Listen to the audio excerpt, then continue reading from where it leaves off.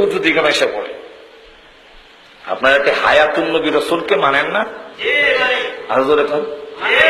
আমরা বিশ্বাস করি রসুল রওজাতে জিন্দা, এটা আমাদের আকীদা, এটা আমাদের বিশ্বাস। দেওবন্দি উলামায়ে কেরামের বিশ্বাস রসুল রওজাতে জিন্দা আছেন। শুধু তাই না, রসুলের রওজা শরীফের মাটির মর্যাদা আমরা আল্লাহর নূরের তৈরি আরশের চাইতে কোটি কোটি গুণ বেশি মর্যাদা বিশ্বাস। রসুল সশরীরে জিন্দা আছেন।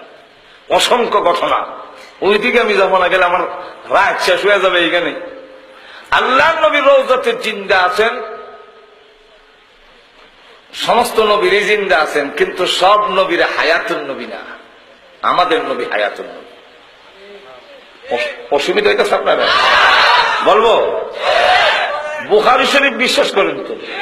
আরো এরকম বুখারী শরীফের একটি অধ্যায়ের নাম হইল বাবু হায়াতিন নবী সাল্লাল্লাহু আলাইহি ওয়াসাল্লাম। এই হলো তার অধ্যায়। এখানে ইমাম বুখারী হাদিস আনছেন ওয়া হুয়া ফি কবরিহি হাইয়ুন, রাসূল রওজাতে জিন্দা, হাই জিন্দা।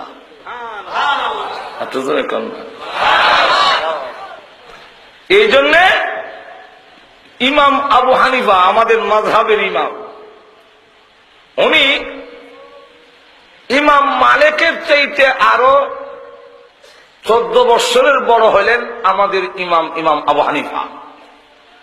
সাইলা মাযহাবের ইমাম হয়ে আমরা ইমামের বয়সে ছোট।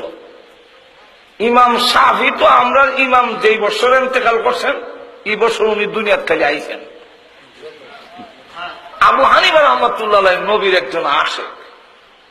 উনি গেলেন মদিনা, 8 দিন থাকতে হয়, 40 ওয়াক্ত নামাজ পড়ন লাগে। উনি 8 দিন থেকে ইমাম মালিক রহমতুল্লাহ আলাইহি বাড়ি হইল মদিনায়। ওনার বলেন ভাই এবার আমি ইরাক চলে যাই। তো ইমাম মালিক বলেন ভাইজান মদিনায় আসলে মানুষ যেতে চায় না, নবীর আশেকরা, আপনি তো নবীর একজন আশেক, যাবেলে কত ভালো বলেছেন। উনি বলেন দেখো আমি তো মানুষ, আর কত সহ্য করব। কি হয়েছে বলে আজকে 8 দিন ধরে আমার পেশাব পায়খানা আমি করি না, শুধু পানি দিয়ে চুপটা জিব্বাটা ভিজাইয়া জানটা রক্ষা করি, খাই না, খাওয়ানো খাই না। বলে কেন? বলে পেশাবে ধরবো। পেশাবে ধরলে অসুবিধা কি? মদিনার টয়লেট পেশাব করে নাই? বলে আছে, আমি পেশাব করতে সাহস করতাম পারি। বলে কেন? বলে যেই মদিনার মাটির নিচে বিশ্বনবী জিন্দা শায়িত, আর আমি সেই মদিনার উপরে পেশাব করব, আমার সাহস আছে। দূরে যাই পেশাব করার জন্য।